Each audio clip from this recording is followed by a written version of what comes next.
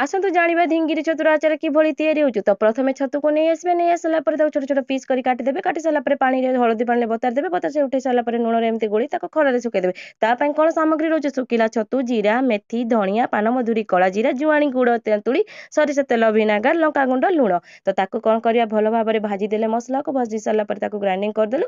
ତ ତାପରେ କ'ଣ କରିବେ? ଟିକେ ତେଲ ଦେଇଦେବୁ, ତେଲ ଦେଇ ସାରିଲା ପରେ ଶୁଖିଲା ଛତୁକୁ ଭଲ ଭାବରେ ଏମିତି ଭାଜିଦେବୁ। ଭାଜି ସାରିଲା ପରେ କାଳେ ପାଣି ରହିଯାଇଥିବ, ତାକୁ ଭଲ ଭାବରେ ଭାଜିଦେଲୁ। ଭାଜି ସାରିଲା ପରେ ଗୋଡ଼କୁ ନେଲୁ, ଗୋଡ଼କୁ କ'ଣ କଲୁ? ଭଲ ଭାବରେ ପାଗ କରିଦେଲୁ। ପାଗ କରିସାରିଲା ପରେ ସେଥିରେ ଦେବୁ ଆମେ ଛତୁକୁ ଢାଳି ଦେଇ ସାରିଲା ପରେ ତାକୁ ଭଲ ଭାବରେ ଗୋଳେଇ ଦେଲୁ। ଗୋଳେଇ ଦେଇ ସାରିଲା ପରେ ସେଥିରେ ଦେଲୁ ଲୁଣକୁ ଭଲ ଭାବରେ ଦେଇ ଗୋଳେଇ ସାରିଲା ପରେ ତେନ୍ତୁଳି ପାଣି ପରେ ଆମେ ଦେବୁ ଲଙ୍କାଗୁଣ୍ଡ ଦେଇ ସାରିଲା ପରେ ତାକୁ ଭଲ ଭାବରେ ଗୋଳେଇ ଦେଇ ସାରିଲା ପରେ ଯେଉଁ କରି ରଖିଥିଲୁ ଗୁଣ୍ଡକୁ ତାକୁ ଆମେ ଦେଇଦେଲୁ। ତାକୁ ଗୋଳେଇ ସାରିଲା ପରେ ଆମେ କ'ଣ ତେଲକୁ ଗରମ କରିଦେଲୁ। ସେଥିରେ ଯେଉଁ ଜୁଆଣି କଳା ଜିରାକୁ ଭଲ ଭାବରେ ଫୁଟେଇ ତାକୁ ଗୋଳେଇ ଦେଲୁ। ଗୋଳେଇ ସାରିଲା ପରେ ଭିନେଗାରକୁ ଦେଇଦେବୁ। ଭିନେଗାର ଦେଲେ କ'ଣ ହେବ? ଆଚାର ଖରାପ ହେବନି ଆଉ ବହୁତ ଦିନ ଯାଏ ରହିବ। ତ ତାକୁ ପୁଣି ଗୋଳେଇ ଦେଇ ସାରିଲା ପରେ ଜାରରେ ଭରିଦେଲୁ। ଭରି ସାରିଲା ପରେ ଏମିତି ଜାରରେ ଭରି ରଖିଦେବେ ଆଉ ତାକୁ ଖରାରେ ଦେବେ। ପ୍ରତ୍ୟେକ ଦିନ ଖରାରେ ଦେଉଥିବେ।